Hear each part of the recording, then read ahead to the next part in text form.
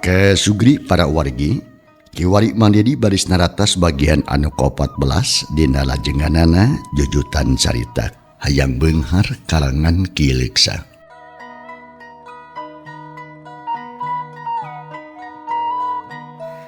Sakumaha anu kantos ditaratas dina bagian ka-13 hanca poe kamari, pedaran Mang Dedi kebagat ku wanci dina mangsa nambedarkeun kaayaan alam Tibeurang di lembur Cikarang, khususna ka biiting katut anak-anakna anu ditinggalkeun ku salakina nyatana Mang Kamin teh.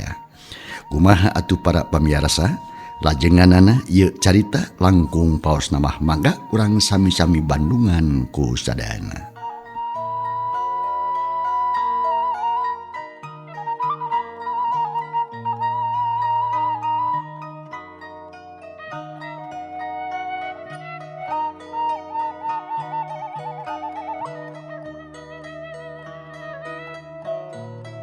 Channel Berkah Segara, channel asli dongeng Mang Dedi.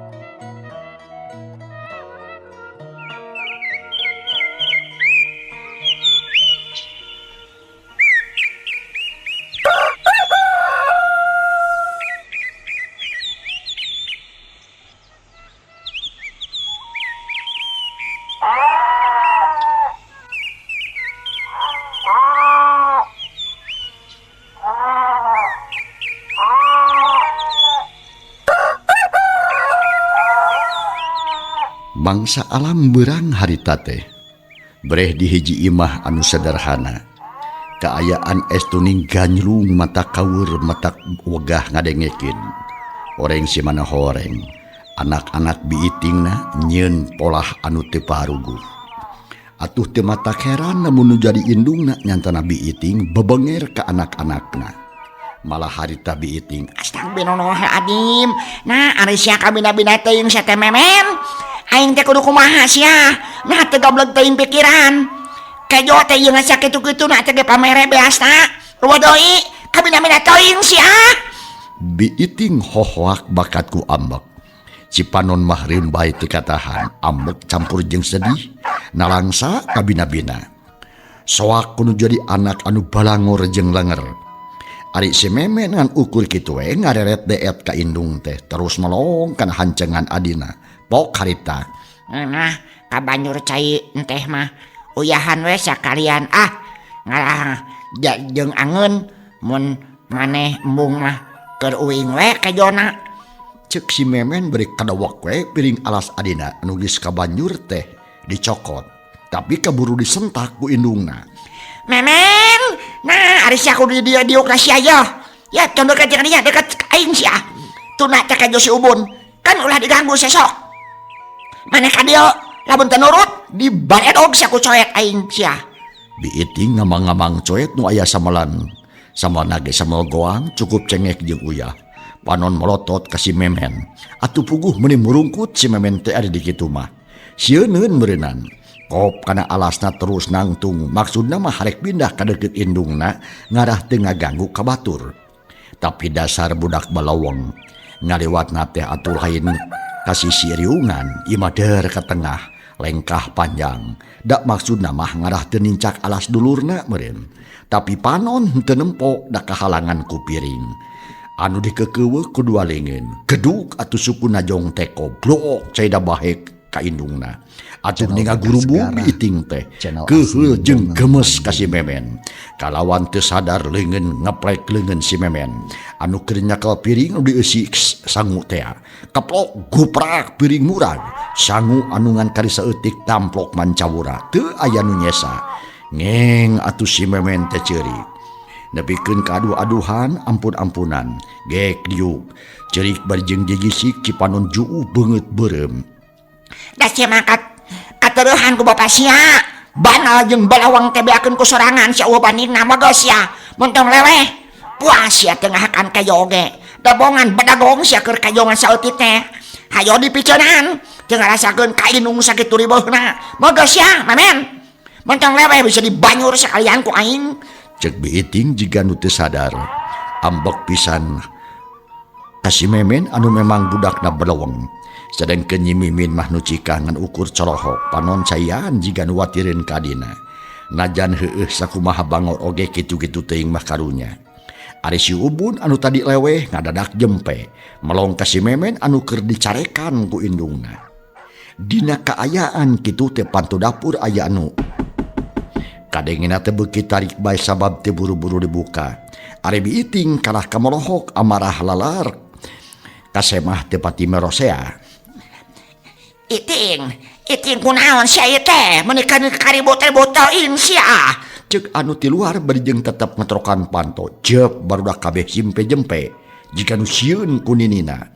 Ari biiting pok ngomong ka anakna, Mimin, buka geula pantoan tulakna buru. cenah bari ngareret ka nyi mimin anak cikal nu dititah teu tarang kecul hancengan terus muruk kana panto kolotrak bray panto dibuka. Sup aya nu asup ka jero horeng emak iot anu geus sababaraha kali ngetrokan panto kakara harita bisa ka jero. Panon melong ka incu-incuna nu ngariung hatena mah deg-degan. Mendingan mama ngacalik mak. Cek biiting rada rewas oge kedatangan ku korote. Sabab manehna kanyahoan keur nyarekan anak-anakna. Ayeuna jebul pisan ninina. Kami geus ngahaja datang ka dieu rek nempo maneh jeung barudak sakiting. Nah keur naon ieu teh meunikeun ka ngariung jeung deui kadengena mun ribut jiga nu parasea anak kunaon barudak teh atuh. Cek mak iot melong ka incu-incuna. Dipapai saurang-urang red atuh ka biiting nu jadi anakna jiga nu hayang sidik. Kan dibere dahar pugu mak. Tapi kana parasea pejuh teh. Mang atuh calik mak ulah ngadege jelawang panto. Cek biiting berjengusap beungeut. Hatena mah deg-degan keneh jajantung ratu sesa amarah jiga namah ngagolak keneh jeroeun dadana. Tapi sabisa-bisa dipeper tu hate dilelemu ku pikiran. Ari mak ieu terara teret jiga nu ngarasa aneh. Memeh diuk teh melong ka incuna anu ngariung. Malah si Ubun mah meunikeun ka eurih-euriheun ti tadi tas ceurik. Kitu deui si memen anu beleweng. Geus kitu ge mak ieu teh diuk pok ngomong ka biiting nu jadi anakna. Asa teh ingseun eta nyai. Nya ka mana ari si Kamin? Cek mak ieu hayang nyaho kalayan jelas. Nah ka mana Mang Kamin alias minantuna nu saenyana? Pan teh kamari oge teh aya balik mak. Tadi saprak diomongan ku mak teh terus ini. Satepi ka ayeuna teh aya balik-balik. Duka ka mana mak kuring oge henteu nyaho lantaran initna teh ngomong teu bebeja ka mana-manana. Cek biiting tegas. Tapi hatena mah ngalaketei lantaran ras inget ka salakina anu geus indit gara-gara dipaseaan ku indungna. Biiting ngarasa melang, bisi salakina luluasan, bisi tega kana diri alatan beak harapan. Allah nya syukur ari indit mah. Mending oge kitu nyai boga salaki teh ngarah teu loba pikiraneun. Sabab karena naon anak laki kitu patut diampihan. Mending oge neangan deui anu sejen geura da loba keneh. Aya si Dadang, si Dudu, si Engkos, si Usep, si Darmi. Manehna malanjan teu boga anak lima oge ieu mah burung laku ka lalaki sia. Cek mak iot jiga nu atoh ngadege minantu ini teh. Hatena ngerasa sugema tapi sabalikna pikeun biiting. Beuki dieu teh kalah beuki sedih. Lantaran geus karasa ripuhna ditinggalkeun ku salaki teh. Ari disarahkeun mah beda deui urusanana. Tapi da ayeuna mah teu puguh kitu lain kieu lain. Barang ngadenge omongan nu jadi indung kitu hatena ngalanyap biiting teh pok harita nempas. Mak, sana mah ulah kitu-kitu teuing atuh nyarios teh mak. Channel asli Sabab burung dongeng palung jerong oge teh Kang Kamin teh masih kene kasebut sanaki abdi. Mak teh kedah nyoros kitu bendu mah bendu we mak. Tapi ulah kacinda teuing. Dikitukeun ku anakna mak iot meuni morotot. Mun aya huntuan majigana kakarot harita teh. Teu panuju kana omongan nu jadi anakna nu tetela teu saluyu jeung kahayangna. Sakedapan mah mak iot teh molohok we ka biiting. Jingga keur ngadu pangabaran. Lila-kulila pok mak iot harita. Ngomong deui bari jeung neuteub ka anakna. Kiting. Nah maneh teh ngomong kitu bogoh keneh sia ka si Kamin. sanes urusan bogoh teu na emak, tapi carana nyarios emak ulah kitu. Apan hade goreng burung palung oge Kang Kamin teh sanake abdi anu cantang tuh bakal goreng saumurna. Jeung na deui apan masih keneh sah jadi sanake abdi emak. Janten asa awon temenan kasebatna upami emak nyarios dugi ka kitu. Bilih bendu keneh mah mangawe da abdi ge moal ngahalangan. Tapi ulah kitu-kitu teuing mah sabab abdi oge milu teu nahat kana hate. Cek biiting bari jeung rada rabisak. Ai bibir mah capetan. Bahasana rada lama sakapeung. Tapi kadengna kumakyot mah tambah ngahudangkeun amarah deui. Sabab kahayang makyot mah sasat teu disaluyuan ku anak. Padahal bisana aya kajadian kitu teh apan ngabelaan anak jeung incuna.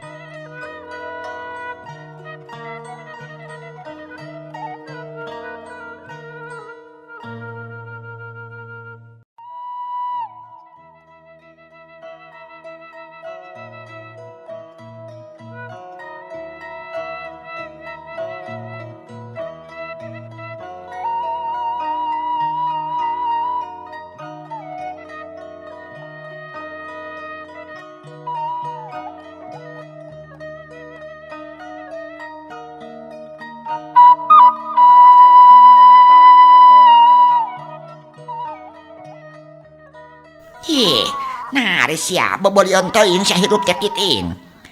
Yo mamah lain keheul ka jelemana, tapi keheul teh jeung teresep teh kana kadakuanana si Kamin. Coba kumaneh pikir, moal nya geus boga anak lima masih kene bubudakeun. Nah rek iraha manggi kamajuan sia. Da tanaga kaburu beak, umur kaburu kolot. Anak dolede manten, moal kaurus sia tang tuh kahareupna bakal leuwih ripuh jeung sangsara. Sedangkan ayeuna oge geus teu kuat maraban anak jeung pamajikan geuningan ngan ukur nganelkeun pamere kolot we. Kudu usaha sia lalaki mah lain bet ngalamun wae. Sabab anak pamajikan teh kudu diparaban. Piraku anak rek diparaban huut onaman. Apa kudu diparaban kejo, di pakaian, di urusanan kesehatan jeung sakolana. Ari ieu sagala teu metu da jelemana ku ulun. Muhun dados pisan emak. Kahartos ku abdi oge mah nanging upami laras-laras emak teh nyawa kanu kalakuanana. Nah atuh dugikeun ka nyarios kitu. Nah teu aya deui bahasa anu langkung sae ti eta mah. Dari kitu nyariosna mah atuh sami we sareng nyewa ka jelemaana da geuningan nitnah wae papisah jeung kuring teh. Biiting rada nyeuneu oge teu panuju kana omongan nu jadi indungna kitu. Anu memang matak nyeri kana hate. Naon sia iting? Bisa sia ngomong teh nyanyahoana ngaluhuran kolot sia.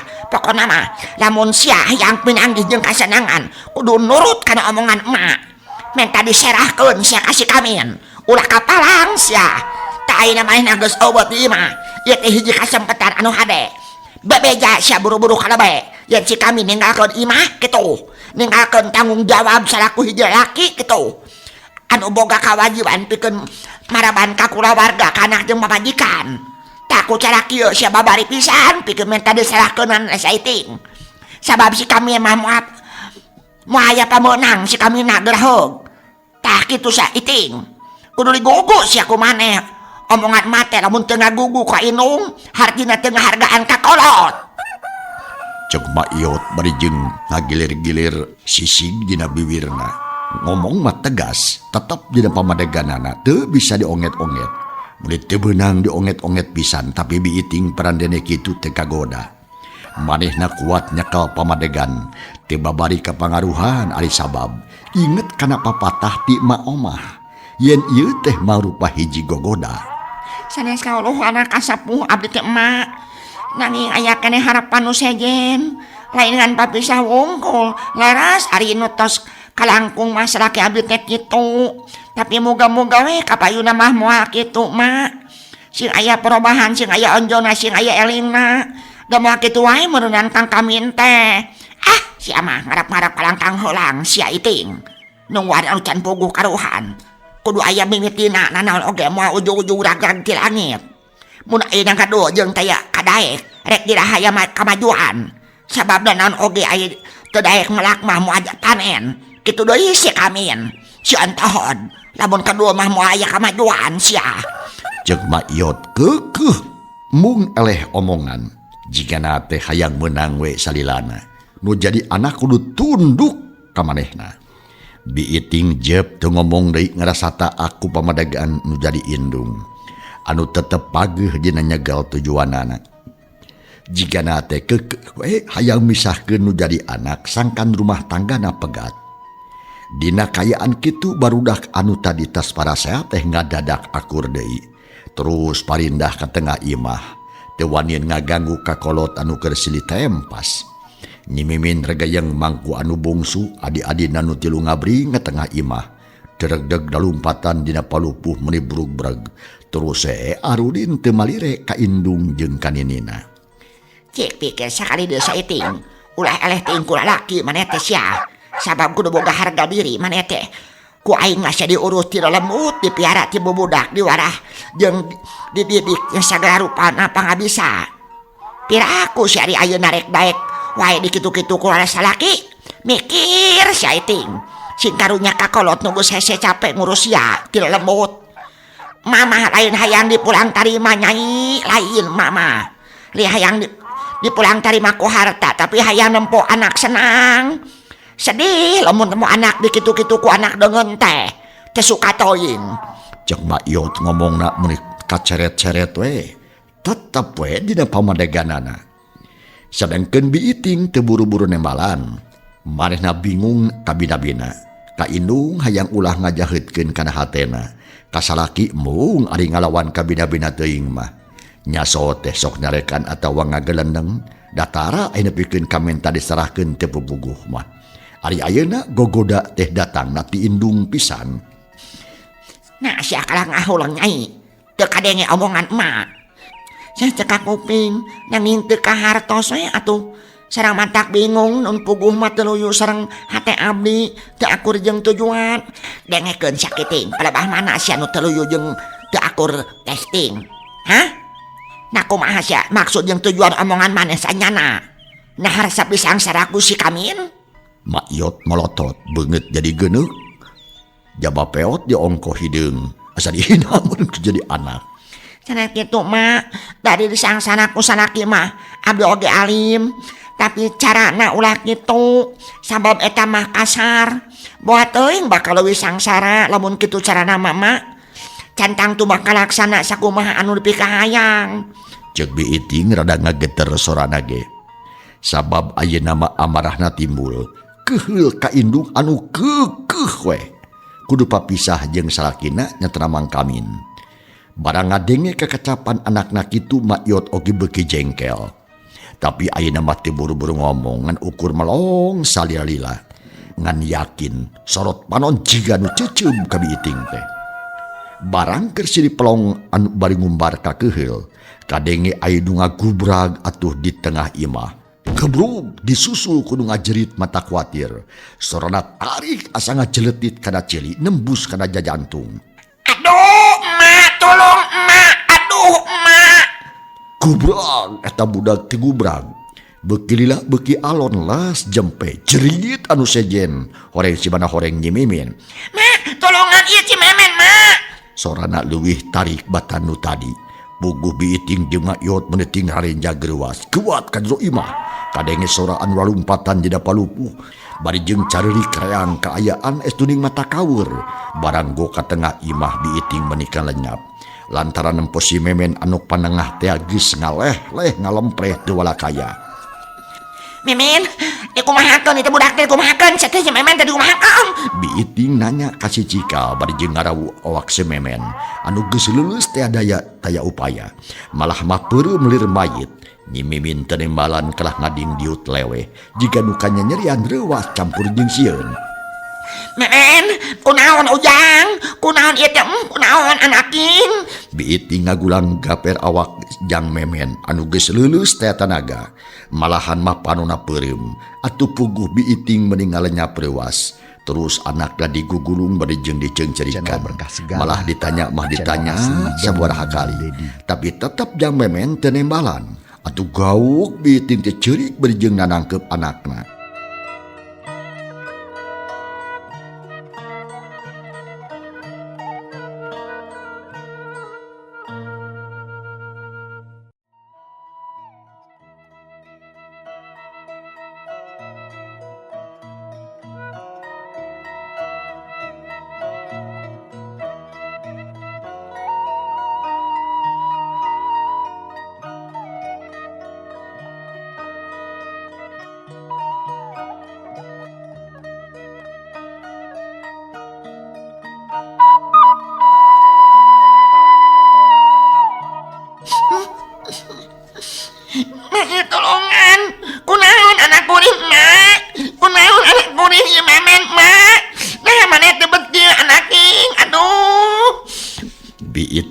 harita gagauran ciri bari jeung telat ngagebig-gebig awak anakna nyatana Jang Memen.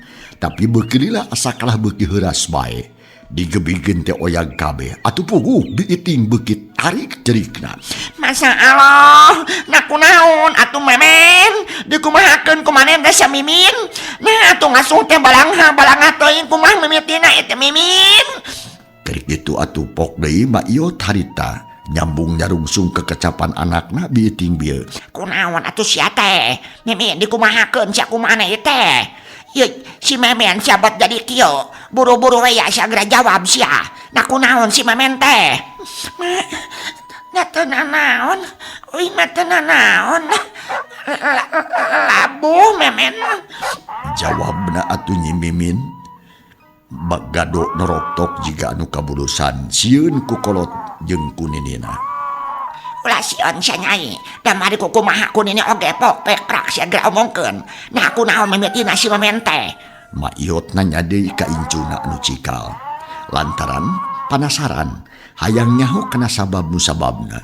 Sabab kajadian eta teh es duning mata kaget teu kaharti kupikir teu kahonta ku akal.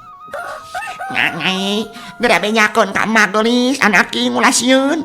Da moal dikukumaha kumaha oge na kunaon si Memen teh? Kunaon? Biiting oge nanya deui sabaraha kali. Atuh ari diolok kitu mah teh Nyi Mimin rada tegerpok Nyi Mimin harita. Angin ini si Memen teh labuh tina kursi. Keur kukudaan terus ragrag ngan sakitu mimitina mama oge nini. Pian aku ragrag tina kursi nepikeun ka kieu Mimin. Mama teu banget teu percaya dikumahakeun ku maneh. Biiting jiga nu teu sadar. Nanya deui nyana deui bari jeung panon molotot ka Nyi Mimin. Anu keur ngagibrig ngadeg-deg sabab sieun. Ngadeg ti kumaha mah nyalabuh tina kursi. Cek Nyi Mimin beuki pias bae beungitna. Sakujur awak basih ku kesang tiis estuning mata kuatir. Kumaha atuh ieu teh mah? Da geuningan si Memen teh geuningan maut. Kumaha ieu teh mah? Kuring tulungan mah. Biiting ngagugulung anakna nyatana Jang Memen digalentor diciuman berjeng terus digebig-gebig deket dadana. Tapi tetep Jang Memen mah cicing. Teu nembalan jeung teu beunta-beunta acan. Sabab memang geus maot. Nah kumaha atuh sateuting? Kunaon anak maneh teh cik? Kami ngilikan ulah dikitu-kitu watir yo.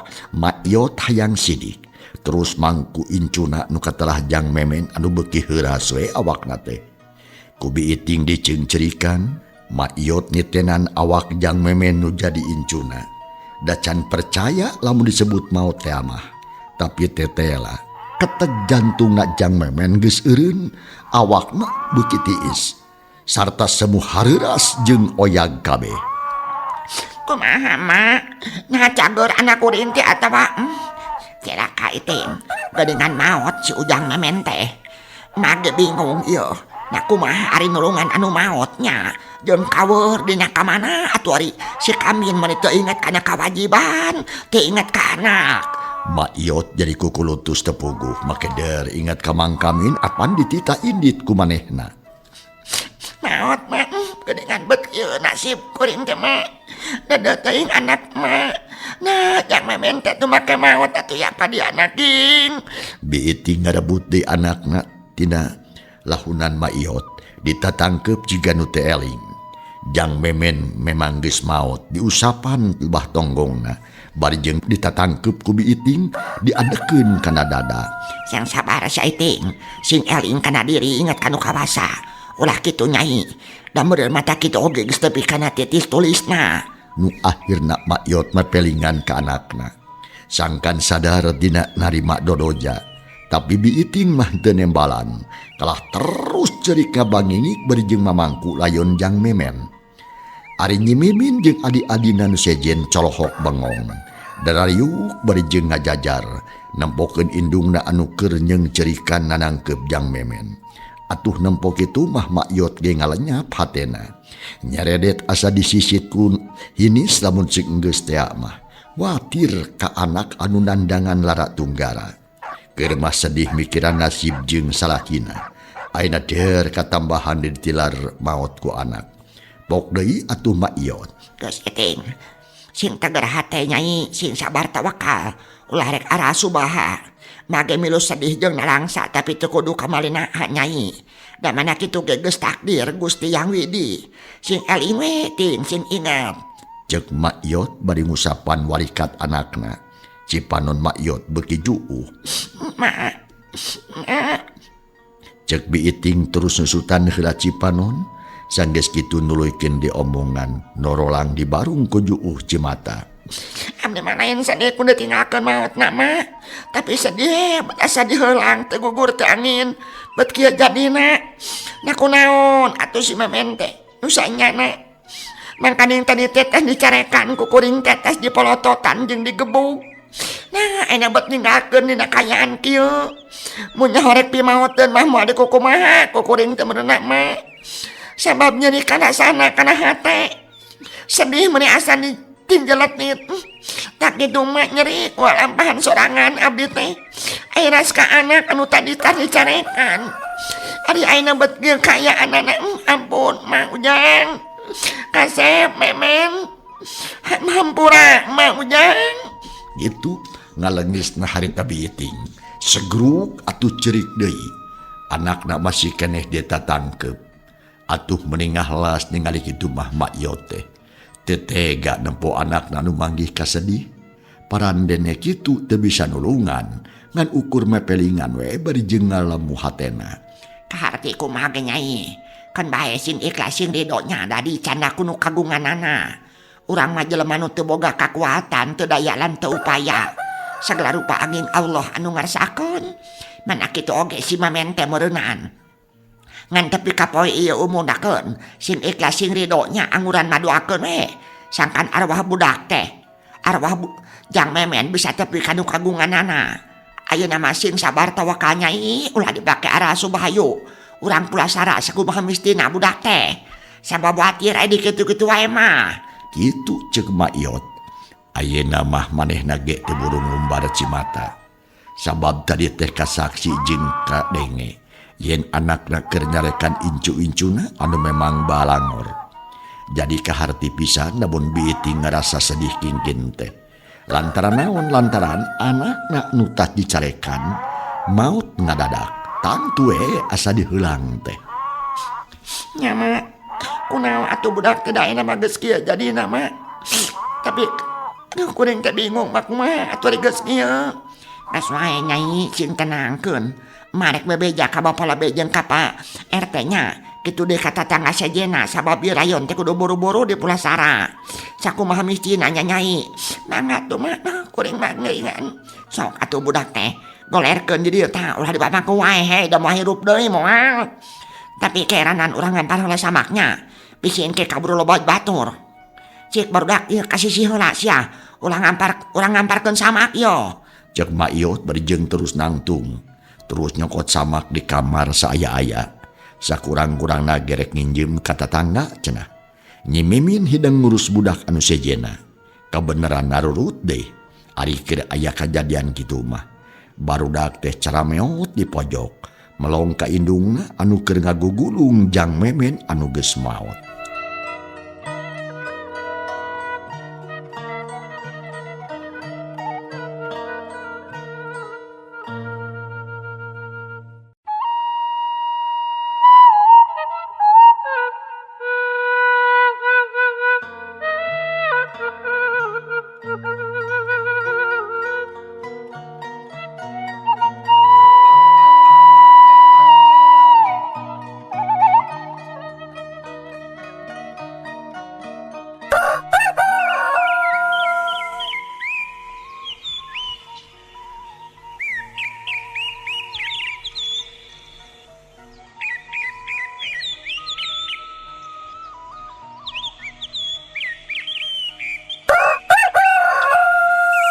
Tekung sedila urang Jojo ringkesna mangsa.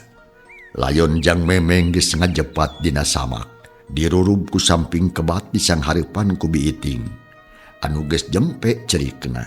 Ngan ari Cipanon mah teu oleh merebay bae da inget ka salakina ongkoh. Malahan mah bari jendungan layon teh ngupat sajeroning hate inget ka Mang Kamin nu jadi salaki. Kang Kamin, nakamana atuh akang teh ceuk kuring oge ulah luluasan. Ulah nganteur ka keuheung ngumbar amarata. Ayeuna aya kajadian kieu. Kumaha tanggung jawab akang? Na teh sedih lamun ditinggalkeun ku anak anu sakieu keur cocoweunana. Itu gerentesna biiting dibarengan ku murebutna Cimata anu teu oleh juu. Sedengkeun ari Maiyot harita teh buru-buru jerut turun keburuan muru ka imah Mang Umid anu pangdeketna. Tapi hanya ka Mang Umid geus indit ka kebon basana teh terus ka imah Jang Idi. Ngan aya pamajikan wungkul deui. Atuh Maiyot bingungeun, gidi ka imah Bapak RT nu kaparengan deket. Tapi keur eueuh di imah deui. Tungtungna Maiyot teh kalayang koloyong sorangan. Rek minta tulung ka tatanggana. Das kudu kumaha geus kieu aing jo. Da wayah kieu mah keur meujeunna laliar jelema teh. Hese keur minta tulung. Tapi ari si Odo aya di imah atawa henteu yekeun. Rek diteang ku aing. Cek Maiyot ngomong sorangan. Terus indit beri ngageang we ngajugdug ka imah Kang Odo teh. Teu lila lalampahan Maiyot geus tepi ka tuju.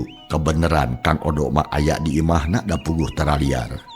Pagaweana teh ngeungo manuk-manuk piaraan we. Atuh-atuheun Maiyot datang teh. Barang Gok oge terus ngomong. Lain Jang Odo tulungan emak atuh. Itu anak si Iting maot. Mangkaning bapana keur eueuh tatanggana areueuh deui keur nyaraba. Cik we ya bantuan tah nguruskeun. Mata bingung ieu eueuh pisan batur pakumaha. Naon Maiyot? Jang memen anak si Iting maot. Alah, anak Iting maot? Na teu salah teh. Ih, ieu mah heuh maot. Tadi maot nate ayo buru-buru ka kaler. Ulah jadi habis itu aya nu nguruskeun. Maiyot atuh lila teu lila di dinyana. Terus ngaleos indit teu malire ka Kang Odo nu colohok bengong. Sajongjongan mah Kang Odo teh ngahuleung we bari panon melong na tonggong Maiyot anu geus ngageang ngoloyong indit. Maot, na kunaon anak si Kamin teh nya? Apan teu kabejakeun gering, kabe oge jag-jag waringkas sarehat. Na cilaka kunaonnya tapi ieu teh hiji beja nu mata kreuwas yeuh. Aduh, aing kudu buru-buru ngabuktikeun dah. Kitu cek Kang Odo ngomong serangan berjeng terus unggah di ka imahna. Rek disalin baju. Tadila geus beje deui. Gebrug panto ditutupkeun. Leos indit muruk ka imahna Biiting. Sadengkeun di imah Nabi Iting harita teh beuki lila beuki rame bae ku jelema anu daratang. Lolobana mah awewe nu kaparengan araya di imah. Jeung barudak anu milu ka indungna. Sadengkeun kolot talaki mah carang keneh da puguh keur meujeuhna di garawe. Dina mangsana Kang Odo datang kadinya kakara aya bapalebe sorangan. Keur kitu we jang hareupan mayit jang memen teh kitu oge meunang neang ku budak. Da kebeneran atuh digawena teu jauh teuing ti lemur. Aluh bingung kuring teh cepat dipercaya kana omongan Maiyot tadi teh. Tapi ayeuna mah yakin bener-bener anak Mang Kamin teh maot duh. Na kumaha ieu teh mimitina Biting? Asa teu kaharti teuing. Ceuk Kang Odo penasaran harita teh bari jeung neuteuk ka pribumi. Nya kuring oge heran Kang Odo. Ayeuna pokayaan kieu mah. Tapi lamun sok milih kana takdir ti Gusti kadar ti pangeran mah teh kudu kaget. Sabab mungguhing umur manusia teh dikolot teh di budak. Datangna maot mah nya teu nyaho teh sabab eta marusia pangeran. Tapi memang kudu oge yang yakin kunaon cek ente mimitina ieu teh. Sabab ari perkara maot mah da teu kudu dipikiran ku dasare oge bakal ngalaman. Ngan kana sababiahna ieu perlu nyaho teh. Nya kumaha atuh? Itu lah Bapak lebe Syukur atuh aing geus sadar kana eta mah. Memang ngaran-ngaran maot mah teu dikolot teu dibudak dieu. Ceuk pangeran geus kitis tulis pangeran nepi ka dinya nya nepi ka dinya. Tah jeung na deui ceuk Biiting tadi ngobrolkeun piteu meni asa diheulang. Laras pisan lebe. Kitu deui ka Kang Odo kuring oge reuwas. Jeung heran. Sabab budak teh teu gering teu riut-riut acan malahan mah. Kacida bangorna langer ulin we ka Wasasari. Tapi barang kerarulin di tengah imah ujug-ujug aya nu ngajerit. Barang diburu teh si Memen keur ngagoler tempes-empes Bapak Lebe Kang Odo. Horeng si mana horeng geus maot. Gaya nyawaan. Ari di nu jadi sababna mah ukur labuh cenah-cenah kursi eta. Cek Biiting ngomong kitu bari jeung lewalewe. Curug nunjuk kana kursi butut anu aya di pojok imah. Atuh meneng ngajenghok Kang Odo teh. Sabab banyak kaget ari ngadenge kitu mah. Asa teka harti kupikir teka hontak ku akal. Asa kacida teuing anehna teh. Alah. Nah, makin nebikeun ka maot bila kadar nyarag-ragna kursi kitu patut. Kumaha teu dipariksa awakna Iting. Nataya anu robah. Daya Kang Odo, teu bared-bared acan budak teh tapi bisi penasaran mah cobaan we atuh. Paniksa deui. Bisi kukuring teu kapanggih. Penasaran akang Teting. Hayang yakin cek Kang Odo bari muakeun camping kebat anu dipake ngarurum mayit. Terus ku Kang Odo dipariksa apikna keur eta mayit Jang Memen teh. Tapi teu kapanggih sabab awak Jang Memen mulus eueuh cacadna. Sih geus kieu mah kan bae atuh. Engke we bari ngamandian urang pariksa ayeuna mah. Urang badami we heula. Nya kumaha saterusna? Insyaallah enjing mangdi di baris naratas bagian anu ke-15 na. Hatur nuhun kumangrupi perhatosana wilujeng kantun kasadayana. Wassalamualaikum warahmatullahi wabarakatuh.